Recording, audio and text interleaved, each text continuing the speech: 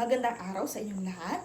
Ang talumpating ito ay patungkol sa issue na kinakaharap ng ating lipunan at ito ay patungkol sa West Philippine Sea. Mahalaga nga ba ang West Philippine Sea? Hanggang saan hangganan ang ating teritoryo at hanggang saan natin dapat ito ipaglaban? Ito ba ay laban ng ilang tao o laban ng buong bansa? Sa bawat patak ng alon sa kanlurang karagatan ng Pilipinas, nariyan ang kalagahan ng ating teritoryo, ang ating pagkakakilanlan at ng ating dangal bilang mamayanang Pilipino. Sa paglipas ng panahon, patuloy na umiinit ang issue patungkol sa West Philippine Sea. Ang karagatan ay dapat sanay tahimik at payapa.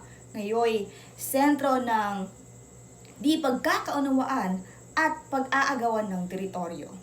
Ang West Philippine Sea ay hindi lamang bahagi ng karagatan o bahagi ng mapa. Ito ay puno ng yaman. Puno ng likas na yaman na may potensyal at pag-asa na magbigay ng kaunlaran sa ating bansa.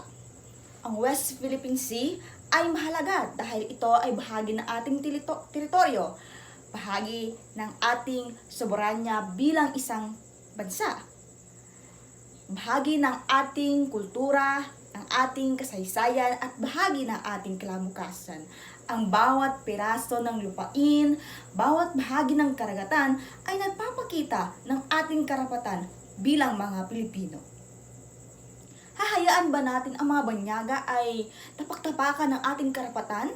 Hayaan ba natin na ang mga banyaga ay kunin ang teritoryo na atin naman? Tayo ay magkaisa at ipakita sa mundo na tayo ay kayang makipaglaban ng patas, hindi tulad ng ginagawa ng mga China sa ating kapwa Pilipino sa karagatan ng West Philippine Sea. Tayo ay magkaisa at isulong ang ating karapatan bilang mga Pilipino.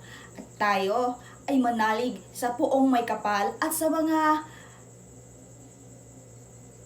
gobyerno na nakaupo ngayon kung ano ang gagawin nila at ano ang magiging hakbang nila upang makuha ang teritoryo na inaangkin ng China mula sa atin.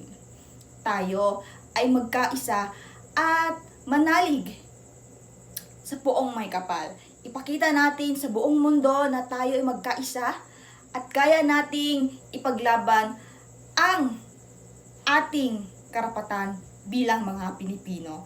Tayo ay magkaisa hindi lamang para sa ating mga sarili, kundi para na rin sa ating kinabukasan at sa susunod na henerasyon ng ating mundo. Muli, ako si Binibining Catrice. Maraming salamat.